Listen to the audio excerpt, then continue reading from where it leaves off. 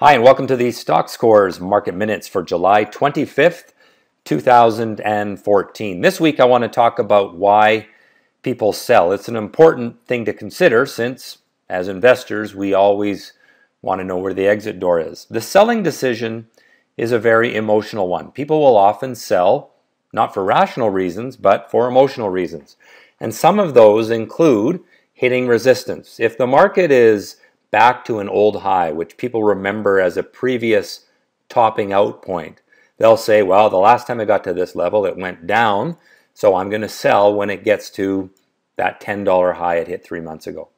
Another thing that will cause people to sell is a big gain. If the stock moves up 10 or 15% in one day, those that have been holding the stock for a long time will wake up one day and say, wow, I'm up 15% in one day, I'm going to sell. It's a gift from the market, and so big gains will often bring out sellers.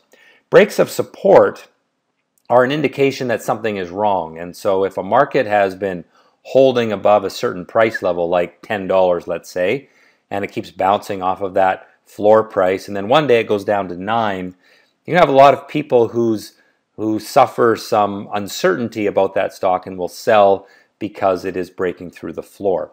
A break of confidence is a similar sort of thing, but I speak more in this case of a break of trend. If a trend has been going up day after day after day, or week after week, or month after month, and then it has a break of that trend, a move down that sort of breaks the confidence of the buyers, then you will also get some sellers who are motivated to act. Another thing that really tends to shake out some sellers is other strong sellers. If you're watching a market and you see someone really hitting the bid on a stock, it is likely that you will get spooked and want to sell the stock as well. So when I'm watching stocks, particularly when I am actively trading a stock, either day or swing trading, I'll watch for some of these signs, because when they come in, inevitably there will be some selling pressure shortly thereafter. If you can understand these factors, then you can anticipate trend turning points. Well, speaking of trend, here's the upward trend in the S&P 500, which shows no sign of ending. Now, one thing that is important to understand about this chart, however, is that the S&P 500 is dominated by the large cap stocks that have the heaviest weighting in it. For example, Apple, because it's a very large cap stock, in other words, it's a very valuable, worth billions and billions of dollars, it has a greater weighting than a smaller cap stock, which might be listed in this index. And what we're finding is that although the S&P 500 is trending higher, it's really because the largest of the companies in the S&P 500 are trending higher. And if you really dig into it, most stocks in the market today are not enjoying this kind of upward trend. It's more the expensive stocks, the high-priced, large cap stocks that are doing well. And when you start to look beyond there, you see that there's a lot of upside potential still in some of those smaller cap stocks. TSX is starting to go parabolic. Similar situation here. This market is going up because the Canadian banking stocks and some of the big Canadian oil and gas stocks are doing well, but probably half of the TSX 60 are not performing like this chart. So there could soon be a rotation where money comes out of some of these high-flying stocks and moves into some of the stocks that have been lagging for some time.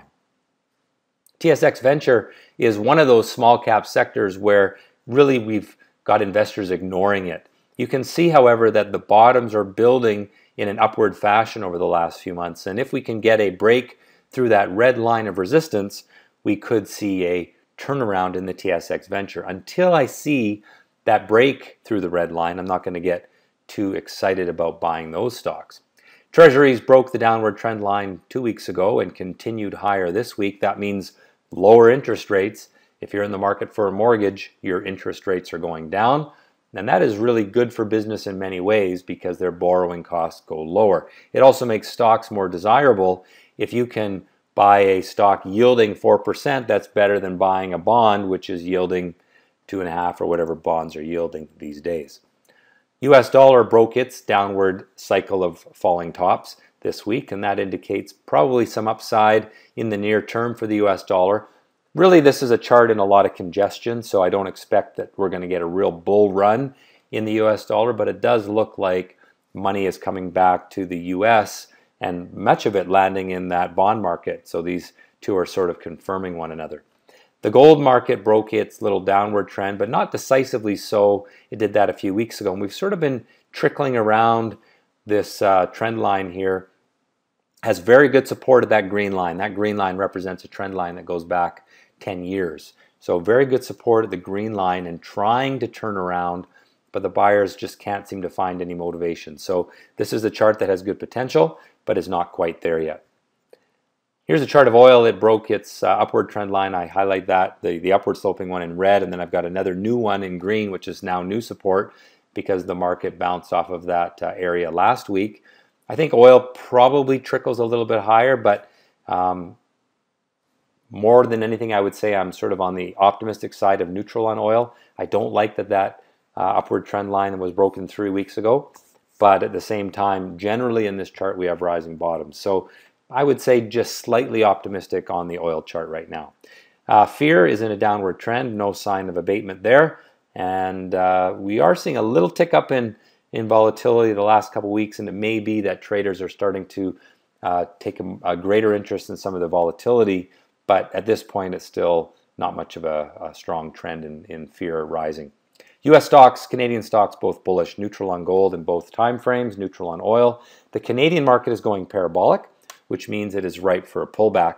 US large caps continue to be strong, but many US stocks are lagging the indexes. No end in sight for the bull market yet. However, gold volatility is narrowing, which could set up for a directional move soon.